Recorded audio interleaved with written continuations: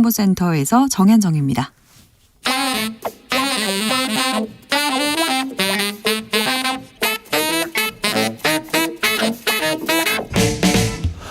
세계는 넓고 이슈는 많다. 우리의 시야를 국제적으로 넓혀 보겠습니다. 국내 뉴스, 국제 이슈 다 덤벼라. 지금은 글로벌 시대. 국제적 토크의 세계로 들어가 보겠습니다. 군사 외교 안보 전문가 김종대 전 의원. 안녕하십니까. 세계적인 평론 스케일 임상훈 인문결 연구소장, 어서 오세요. 안녕하십니까. 날이 더운데 고생이 많으십니다. 네. 이것부터 물어봐야 될 것 같습니다. 네. 일본하고 군사 동맹 이렇게 얘기가 계속 나옵니다. 자, 한미일 정상회의 계기로 더 가속화될 것 같은데요, 김종대 의원. 오늘 파이낸셜 타임즈 보도가 매우 충격적이에요. 네. 유사시에 한 나라가 공격을 받으면 네. 한일 양국은 서로 통보하고 협의를 의무화한다는 겁니다. 그래요? 예. 의무화라는 대목입니다. 그러면 예를 들면 우리가 북한한테 침공받았을 때 또는 연평도에서 뭔 일이 일어났을 때, 일본이 센카쿠 다오디다오에서 뭔 충돌이 있을 때, 대만 해협에서 뭔 일이 있을 때, 이랬을 때 서로 의무적으로 통보하고 협의하자는 얘기거든요. 네. 이거는 제가 보기엔 자동 개입의 전 단계 정도입니다. 그래요? 그러니까 유사동맹, 준동맹으로 봐도 되는 거예요. 이러면은 사실 우리가 이제 올해 꽃게잡이철에 예컨대 서해나 오징어잡이철에 동해에서 뭔 일이 있고 남북한에 교전이 벌어졌다 그러면 의무적으로 일본하고 협의해야 되는 거예요. 그래요? 예. 이런 게 추진된다고 파이낸셜 타임즈에 나왔는데 예. 하도 내용이 엄청나서 이런 정도 내용이 나오면 통상 예전 같으면 외교부가 사실 무근이라거나 네. 와전됐다거나 이렇게 하겠죠. 입장 표명을 해야 되는데 오늘 많은 언론이 외교부에 취재했는데 외교부에서 일체 부인을 안 합니다. 그렇다고 강한 긍정도 아니에요. 그러니까 어느 정도는 뭔가 있다는 얘기거든요. 이렇게 되면은 지금 한미 간에 이루어지고 있는 상호 안보의 어떤 연합방위 체제 내에서 이루어지는 것 중에서 일부 어떤 통보 의무와 협의가 한일 간에도 진행이 된다는 얘기가 되는 거고, 이게 바로 저는 여기서 한 가지 딱 떠오르는 게 있어요. 지난달에 나토 정상회의에서 윤석열 대통령이 깜짝 놀랄 발언을 했어요. 그런데 국내 언론에서는 별로 무게 있게 안 봤던 발언입니다. 아시아 태평양 4개국 정상 기자회견 자리에서 윤 대통령께서 나토와 협력해서 우리 네 나라, 즉 아시아 태평양 초청국 한국, 일본, 호주, 뉴질랜드 이 네 나라가 집단 안보 체제를 강화해야 된다고 얘기를 했거든요. 그 말이 아시아 지도자 중에 처음 나온 발언이거든요. 예. 그런데 이번에 파이낸셜 타임즈 보도를 보면은 한미일이 집단 안보 체제로 진화하고 있다. 그러니까 그때 당시 발언하고 연결이 된다 이겁니다. 이렇게 보면은 이 한미일 간의 어떤 3자의 안보 협력이 이번 캠프 데이비드 네. 18일에 3자 정상회의에서 논의되는 거 아니냐. 자, 지금 그런 분위기로 가고 있다는 거예요. 한일 군사 동맹, 이거 이명박 정부에서도 추진 못하던 일인데 지금 가속화되는 것 같습니다. 이번에 18일 날 한미일 정상회의에서는 오염수 방류에 대해서도 얘기가 나오겠지요, 소장님? 그렇죠. 아까 김종대 의원이 말씀하시는 것, 그래서 전부 연장선에서 봐야 되는 문제인데, 어쨌든 오염수 방류 문제는 미국이 계속해서 지지를 얼마 전 과거부터 지지를 했던 그런 것입니다. IAEA 같은 경우도 미국의 영향력이 입김이 절대적으로 미치는 예. 그런 것이고, 일단 미국과 일본이 어떤 입장을 가지고 있느냐에 따라서 움직이는, 그렇게 봐야 되는 그런 단체이고, 그렇기 때문에 오염수를 방류하겠다는 그런 것은 사실상 그 전부터 이제 결정이 돼 있던 그런 문제라고 볼 수가 있는 것이고요. 근데 이런 것들이, 그러니까 지난주에도 제가 여기서 이 자리에서 말씀을 드렸던 것 같습니다. 한반도에 주둔하고 있는 유엔군 사령부 같은 경우에 지금까지는 이제 미국에서 어느 정도까지 미국만 이제 거기서 이제 관여를 하고 있었는데, 주로 영국, 캐나다 등등 이런 나라들이 이제 참여를 하다가 이런 것들이 어떤 일본도 서서히 여기 참여를 해야 되는 것 아니냐라는 그런 어떤 분위기로 흘러가고 있고, 그런 발언이 처음 나왔다는 것, 일본군이 모종의 역할을 해야 된다라는 그런 이야기가 나오기 시작했다는 그런 말씀도 드렸었는데, 저는 좀 전에 그 문제를 포함을 해서 그 냄비 속에 개구리 있잖아요. 그 네. 생각이 생각이 들기 시작을 해요. 그러니까 처음에 살짝 가해라는 거는 뜨거워지네라는 정도로 그냥 끝나지만 이게 나중에는 그냥 적응이 돼 그냥 면역이 돼 버려요. 그리고 조금 이따 열을 더 가열하면은 좀 더 뜨거워져네 하지만 조금 있으면 또 그게 그냥 정상이 되어버립니다. 이런 식으로 나중에 가다 보면은 90도, 100도까지도 가는 거라는 것이죠. 지금 일본의 한반도 진출 이게 처음에는 말도 안 돼 하던 이야기죠. 하나씩 지금 이렇게 한 단계 이제는 정부도 부인하지도 않아요. 물론 지금 제가 말씀드린 걸 정부가 얘기했다는 얘기는 아니고 일련의 어떤 그런 한국과 일본의 어떤 군사 동맹 체제가 조금씩 앞으로 더 나간다는 거 이런 것이 지금 일본하고 한국하고 역사 문제가 완전히 해결이 안 된 상태라는 것이 문제라는 거거든요. 그 두 나라의 관계가 정확하게 정립이 되어야지 않는 예를 들어서 유럽 같은 경우에는 경우가 많이 다르죠. 예를 들어서 독일 같은 경우도 국경 분쟁이 분명히 있었어요. 오데르나이센 선이라고 해서 폴란드하고 그 영토 분쟁이 있었음에도 불구하고 결국 유럽의 통합을 위해서는 독일이 포기를 하자라는 그런 독일 내부에서도 그런 그 공감대가 있었고 프랑스의 압력도 있었고 이런 것 때문에 그런 것이 정리가 됐기 때문에 그 다음에 그 유럽 연합이 가능했던 거거든요. 일본하고 당연히 우리가 좋은 협력 관계, 동맹 관계 있을 수 있죠. 근데 그런 역사적인 과제가 해결되지 않은 상태에서 된다는 그게 문제가 된다는 겁니다. 네. 그런데 이 부분은 조금 면밀하게 봐야 될 점이 하나 남아 있는 게 주로 윤석열 대통령이 적극적입니다. 기시다 총리보다. 이 한일 준동맹의 형성에 대해서. 사실 저번에 이미 조짐이 있었어요. 4월에 한미 정상회담에서 워싱턴 선언이 발표됩니다. 네. 그리고 나서 귀국을 해가지고 기시다 총리가 그 다음 달에 한국에 와요. 네. 그래서 한일 정상회담이 열렸는데 여기서 뜻밖의 상황이 펼쳐집니다. 윤석열 대통령이 NCG라고 하는 핵협의 그룹에 일본도 들어오라 그랬어요. 근데 일본은 우리는 못 들어간다. 우리는 비핵 국가고 이미 미국의 해구상 공약이 충분하기 때문에 그런 거 필요 없다. 이랬단 말이에요. 네. 그러니까 계속 일본을 끌어들이려고 하는 게 한국이었어요. 네. 이번에도 마찬가지예요. 이번에 한일 간의 통보 의무화한다는 이야기도 제가 보기에는 일본의 요구라기보다 한국의 요구라고 봐야 됩니다. 그러면은 일본이 오는 게 두려운 게 아니라 불러들이고 있는 우리 자신이 두려운 거예요. 우리 자신이 지금 이상하게 된 거란 말이죠. 예. 자, 북한에 러시아 국방부 장관이 이렇게 방문했습니다. 그 이후에 이게 무기를 제공했을 것이다. 무기에 대해서 논의가 있었을 것이다. 이 얘기 계속되는데 어떻게 보셨습니까? 그 얘기가 바로 토니 블링컨 미 국무장관이 한 얘기입니다. 예. 그래서 지금 언론에 많이 뜨고 있는데 세르게이 쇼이구 장관이 북한에 휴가 온 거 아니다. 네. 놀러 온 거 아니다. 전쟁통에. 거기에 온 것은 네. 부족한 군수물자. 이거를 보완하기 위한 것인데 마침 북한은 식량이 부족하니까 서로 부족한 거 채워주러 온 거다. 네. 이랬는데 무기 전람회에 가가지고 본 무기들 말입니다. 김정은 위원장이 직접 안내해서 쇼이구 장관한테 보여줬잖아요. 그렇죠. 그런데 딱 아마 기가 막혔을 거예요. 쇼이구 장관이 보니까 원천 기술이 전부 러시아제. 그거를 리버스 엔지니어링이라고 카피한 네. 역설계 행결 북한이 자체 주체 무기로 다 만들어 버린 거예요. 그러니까. 그런 게 무인 정찰기도 나오고 미사일도 나오고 ICBM도 나오고 다 나왔어요. 예. 심지어 전차 잠수함까지 그래요. 그러니까 러시아 원천 기술을 준 적이 없는데 다 갖다가 써버린 거예요. 근데 전차 잠수함도 만들어요? 북한에서? 만듭니다. 폭풍호 전차, 천마호 전차라고 있습니다. 네. 그러니까 이런 부분들이 러시아 지상무기를 개념으로 그걸 기본 플랫폼으로 해서 진화한 무기가 북한 무기 체계인데 이렇게 보면은 북한 입장에서는 조금만 더 기술 지원해 주면은 이 군사적 잠재력이 폭발하는 거죠. 대량 생산해서 그걸 러시아에 제공해 줄 수 있는 거예요. 그러니까 러시아가 북한의 무기를 필요로 한다는 뜻은 그 무기가 잘 생산될 수 있도록 도와준다는 뜻이에요. 그러네요. 네, 그런 뜻입니다. 아이고, 그렇게 받아야죠. 그러면 이거는 방산 협력인데 네.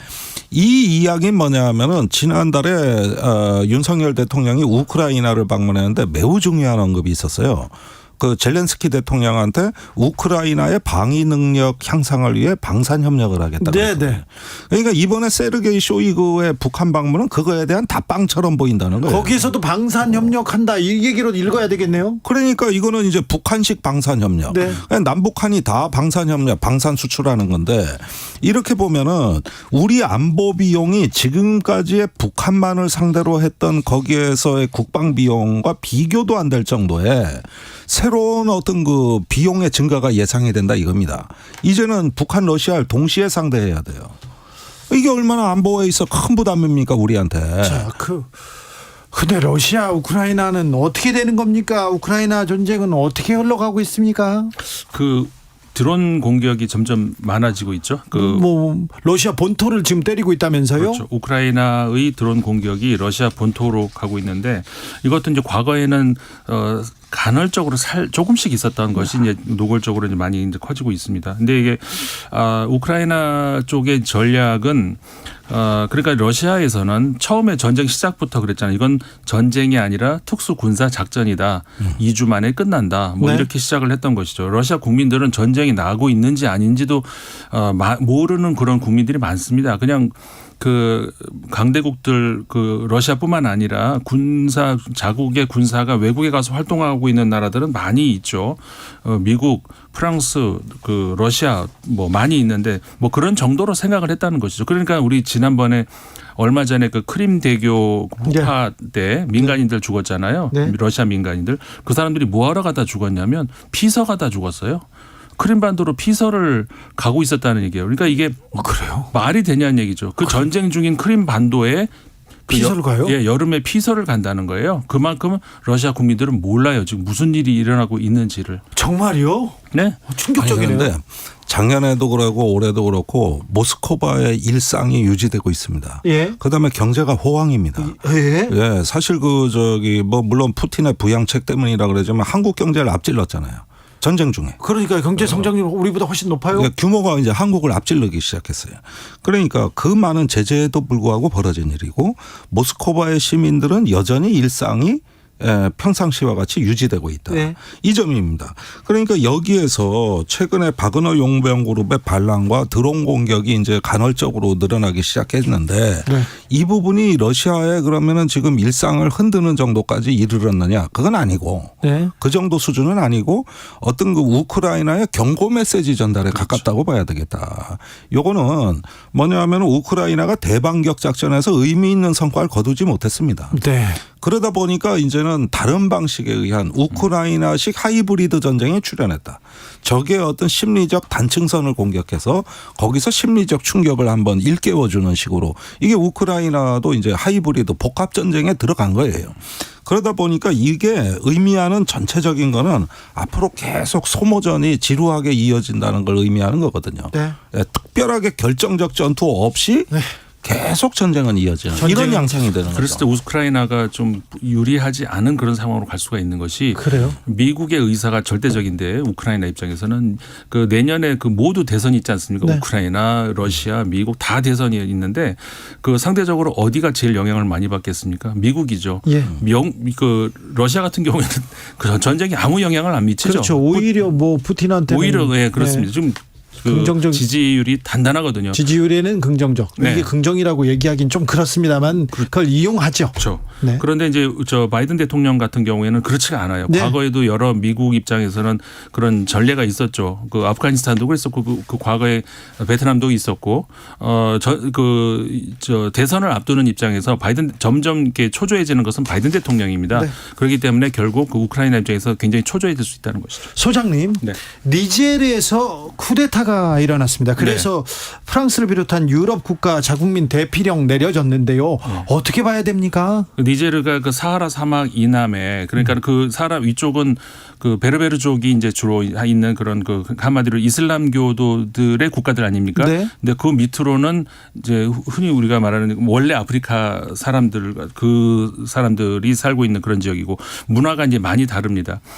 그리고 이제 프랑스가 원래 과거에 이제 식민지를 경영을 했는데 서아프리카 쪽으로 했었죠. 네. 그 대표적인 나라가 지금 그 니제르 거기입니다. 근데 그 외에도 부르키나파소, 말리 이런 국가들의 그 영향력이 이제 프랑스가 강했는데 점점 그 나라들에서 이제 이걸 벗어나려고 하는 이런 게 많이 있어요. 근데 네. 이게 결국 국내 문제하고 연결이 되면서 군사 쿠데타로 계속 이어지는데 최근에 이제 부르키나파소나 말리 이런 나라들 군사 쿠데타 일어나고 하면서 프랑스가 서서히 발을 이제 빼기 시작을 해요. 아프리카에서 지친 거죠. 네. 근데 니제르는 좀 달라요. 니제르는 어떻게 보면은 아프리카로 향하는 어떻게 보면 거의 거점이라 다름 없단 말이죠. 거기다가 또 저기 지하 자원이 많다면서요. 아이고 어마어마하죠.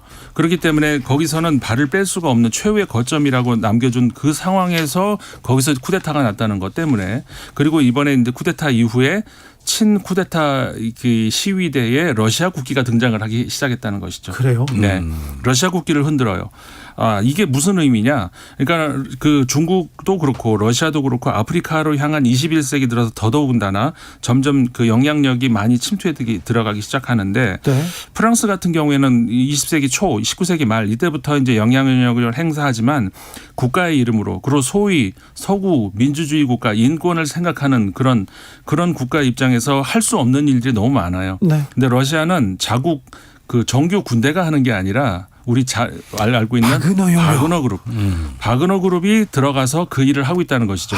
그렇기 때문에 우리 과거에 왜 무슨 시장에 그 조폭들이 들어가서 팽패 부리는 거. 그러니까 근데 명분은 그거잖아요. 우리가 질서 유지해 줄게. 예. 그러면서 어쨌든 간에 좀 뜯어내고 이거를 국가가 할 수는 없잖아요. 예. 그걸 바그너 그룹이 하고 있다는 것이죠. 지금 이거 국제적인 조폭이에요. 그러니까 바그너 그룹에 대해 가지고 또 최근 올라온 뉴스가 뭐냐면은 폴란드의 총리가 예. 저 바그너 그룹 벨라루시에 있는 거 진짜 못 견디겠다는 거예요. 예. 계속 자극하고 있죠. 2시간이면은 저기 바르샤바 점령한다. 저 바그너 용병 그룹이 벨라루시에 있으면 이러니까 전에 없던 공포가 고조돼 가지고 지금 뭐 의도적으로 공포를 조장하는지 모르겠습니다만은 이 바그너 그룹 벨라루시에 있는 거에 대한 스트레스가 폴란드가 굉장히 심하다는 거예요. 그리고는 뭐 정치적 책임도 없고 부담도 안 지고 그러니까요. 나 몰라 이렇게 러시아에서는 그렇죠. 이렇게 선을 러시아에서 긋고. 우리가 통제한 거 아니죠. 네. 푸틴 이게 대통령 바로 입장에서는 회색지대 전쟁입니다.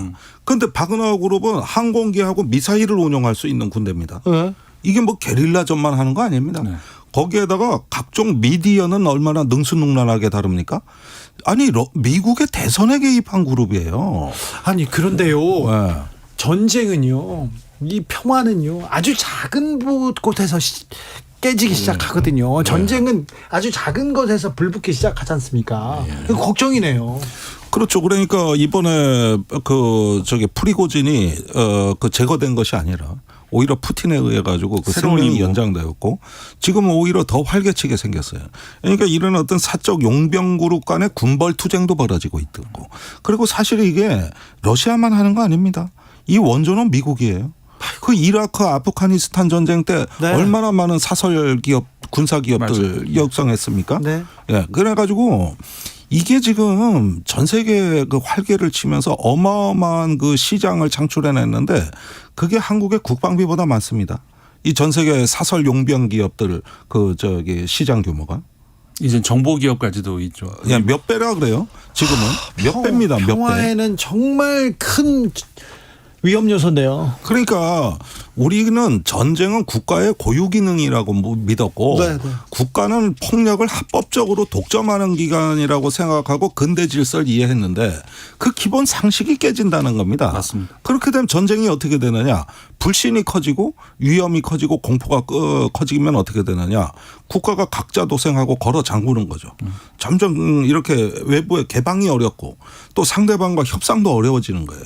그러니까 전쟁의 신에 자동적으로 끌려 들어가는 거예요. 이게 네. 그런 어떤 그 고약한 구조로 이루어지는 전쟁. 이걸 일명 뭐 국제 정치에서 더러운 전쟁이라는 용어도 있습니다. 이 더러운 전쟁의 시대에 지금 우리가 진입한 거 아닌가 이런 우려가 저는 이미 그렇게 돼가고 있다고 봐요. 이미 그러니까 그렇게 됐어요. 그 우크라이나 전쟁이 그 유럽의 그 동쪽에서 그 벌어지는 어떤 그 우리와는 거리가 먼 것 같은 그런 전쟁이었다고 생각이 했었는데 전혀 아니네요. 이게 지금 그리고 지금 최근에 발생했던 니제르 실제로 쿠데타도 그냥 아프리카 먼 나라에서 있었던 일이라고 생각할 수 있는데 그러니까 그냥 단순한 쿠데타인가 보다 했는데 그게 또 아니네요. 아니죠. 네. 다 이어져 있어요. 그렇죠. 이어져 있습니다. 우크라이나 전쟁의 국제적 확산이라고 봐야 되는 것이고 그렇게 되면서 태평양 지대까지 인도 태평양 지대까지 프랑스가 최근에 그런 것도 있었죠. 북한하고 프랑스하고 언쟁이 있었잖아요. 왜 그래요? 그러니까는 프랑스가 서서히 그 인도 태평양 지역으로도 왜냐하면 명분은 또 그 인도 태평양 지역에 프랑스 국민들 많이 살아요. 네. 그러니까 그 자국 국민들 보호 그 명분을 두고 있지만 어쨌든간 이 지역으로 프랑스도 확장을 하고 있는 그런 상황이라는 것이죠. 그걸 북한이 이제 눈치를 채고 사실은 중국이 엄청난 스트레스를 느끼고 있어요. 네. 이번에 캠프 데이비드 한미일 정상회담도 중국의 최고 관심사입니다. 제가 중국에 지난주 가서 분명히 그걸 봤어요. 네. 엄청나게 민감해요. 그러니까 지금 동아시아에 철의 장막이 세워지고 있단 말이에요. 예. 한미일 대 북중러라고. 이게 냉전 시대나 상상했던 그 철의 장막이 지금 건설되고 있어요. 이거 지금 굉장히 민감한 거지. 우리가만 동맹 잘한다고 끝나는 거 아닙니다. 이거. 지금은 전략의 판을 봐야 돼요. 지정학을 봐야 돼요. 한반도는 이 평화의 안전판이 매우 좀 취약한데 현명하게 좀 해결해야 되는데 외교로 풀어야 되는데 김종대 임상훈 두 분 감사합니다.